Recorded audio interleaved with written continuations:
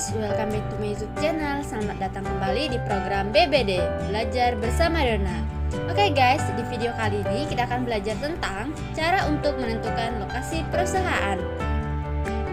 Cara untuk menentukan lokasi perusahaan. Secara umum, terdapat dua macam cara untuk menentukan lokasi perusahaan, yaitu yang pertama cara kualitatif, yang kedua cara kuantitatif. Sedangkan menurut teori Alfred Weber, dalam teorinya mengemukakan ada dua faktor yang mempengaruhi penetapan lokasi perusahaan, yaitu yang pertama biaya pengangkutan, kedua biaya tenaga kerja.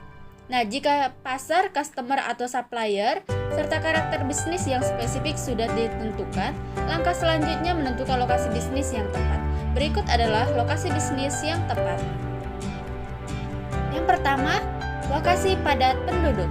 Indikator besar kesuksesan pada suatu usaha yaitu terletak di besarnya potensi pasar yang akan dituju. Makin padat suatu lokasi, makin banyak populasi manusia yang bisa menjadi customer produk tersebut. Ada beberapa usaha yang ramai meski bertempat di lokasi penduduk kurang padat. Tetapi jika usaha tersebut masih dalam tahap merintis, sebaiknya pilih lokasi usaha di daerah ramai. Yang kedua, masyarakat dengan daya beli tinggi. Ada beberapa daerah yang berpenduduk padat namun mayoritas berpenghasilan di bawah rata-rata. Jadi, sebaiknya memilih lokasi bisnis di daerah yang padat penduduk dan didukung dengan daya beli masyarakat yang tinggi. Yang ketiga, mudah diakses. Lokasi usaha yang baik adalah yang mudah dikenali dan mudah diakses, agar customer mudah mengenali lokasi usaha tersebut. Sebaiknya memasang sebuah tanda, plang, atau spanduk yang mencolok dan mudah dibaca serta memberikan informasi dalam menjangkau akses mencapai lokasi usaha Anda. Sebaiknya memilih lokasi usaha yang mudah diakses seperti di pusat perbelanjaan, mal, atau pinggir jalan besar. Yang keempat, pusat keramaian. Pusat perbelanjaan atau mal bukan satu-satunya lokasi usaha yang menjanjikan keuntungan tinggi. Tempat-tempat yang menjadi pusat keramaian seperti kawasan perkantoran, rumah sakit, atau kampus adalah lokasi berbisnis yang strategis. Yang kelima, kompetisi. Dalam dunia usaha tentunya berkompetisi. Sebaiknya memperhatikan besar kompetisi usaha jenis di lokasi yang dijadikan tempat berbisnis. Jika di lokasi tersebut banyak pesaing menawarkan produk sejenis, itu bukanlah merupakan lokasi yang strategis. Pasalnya, customer sudah jenuh, kecuali jika mempunyai sesuatu yang spesial dan beda dari yang lain. Kita lanjut ya, contoh-contoh penentuan letak perusahaan. Yang pertama, lokasi usaha yang dekat dengan alam.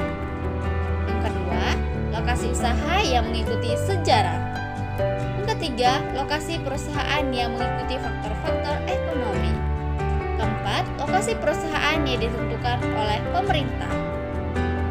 Dari pembahasan tersebut, dapat ditarik kesimpulan bahwa setiap keputusan dalam menentukan lokasi perusahaan juga menentukan maju atas tidaknya perusahaan itu sendiri. Dalam memilih lokasi perusahaan, hendaklah memperhatikan letak dari sumber bahan mentah untuk produksi, letak dari pasar konsumen, ketersediaan tenaga kerja, ketersediaan pengangkutan atau transportasi, serta ketersediaan energi.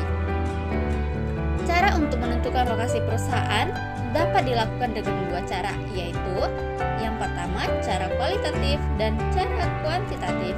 Kualitatif yaitu diadakan penilaian secara kualitatif terhadap faktor-faktor yang dianggap relevan atau memegang peranan pada setiap pemilihan lokasi. Sedangkan cara kuantitatif yaitu dengan cara memberikan skor atau nilai pada masing-masing kriteria. Dalam menentukan lokasi perusahaan, hendaknya juga disesuaikan dengan jenis-jenis lokasi perusahaan yang diikuti. Antara lain, lokasi perusahaan yang ditetapkan pemerintah, lokasi perusahaan yang mengikuti sejarah, lokasi perusahaan yang mengikuti kondisi alam, serta lokasi perusahaan yang mengikuti faktor-faktor ekonomi. Oke guys, itu aja tadi video kita, pembelajaran kita tentang cara untuk menentukan lokasi perusahaan. Terima kasih teman-teman sudah mengklik video ini. Dan jangan lupa subscribe, like, komen, dan share. Sampai jumpa di program BBD selanjutnya ya. BBD, Belajar Bersama Dona. Terima kasih.